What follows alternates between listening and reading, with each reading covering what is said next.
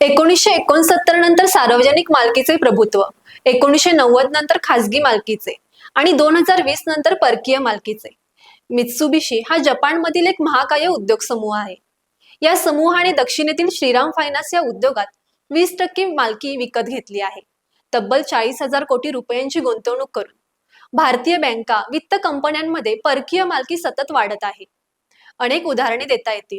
Lakshmi Vilas bank, सिंगापूरच्या DBS bank, Sumitomo corporation, मणाप्पुरम मध्ये अमेरिकेच्या बेन कॅपिटल, RBL मध्ये एमिरेट्स NDB ची गुंतवणूक. या साखळीतील सर्वात मोठी घटना नजीकच्या काळात होऊ शकते. IDBI बँक ताब्यात घेण्यासाठी देखील एमिरेट्स NDB शॉर्टलिस्ट झाली आहे, अशा बातम्या आहेत. अनेक विकसित देशातील गुंतवणूकदार भारताच्या बँकिंग आणि वित्त क्षेत्रात मोठ्या प्रमाणावर गुंतवणूक करण्यास उत्सुक आहे. वर उल्लेख केलेल्या बँका, वित्त संस्था मोठ्या असल्यामुळे आणि लिस्टेड असल्यामुळे त्याच्या बातम्या होतात. अनेक परकीय गुंतवणूकदार संस्था प्रायव्हेट इक्विटी, लिस्टेड नसणाऱ्या अनेक NBFC मध्ये गुंतवणुकी करत आहेत. त्याच्या बातम्या झळकत नाहीत. याच्या जोडीला विमा क्षेत्रात अलीकडेच भारताने 100% परकीय मालकीची परवानगी दिली आहे.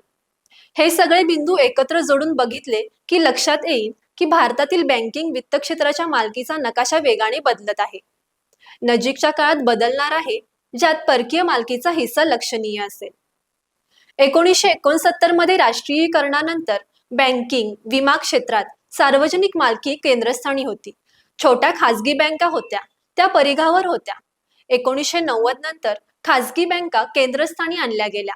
सार्वजनिक बँकांमध्ये अजूनही कागदोपत्री सार्वजनिक मालकी आहे, पण त्यांच्यातील पब्लिकनेसचा आत्मा काढून घेण्यात आला आहे. त्यांना सोशल बँकिंग न करता शुद्ध व्यापारी नफा केंद्री व्हायला भाग पाडण्यात आले आहे.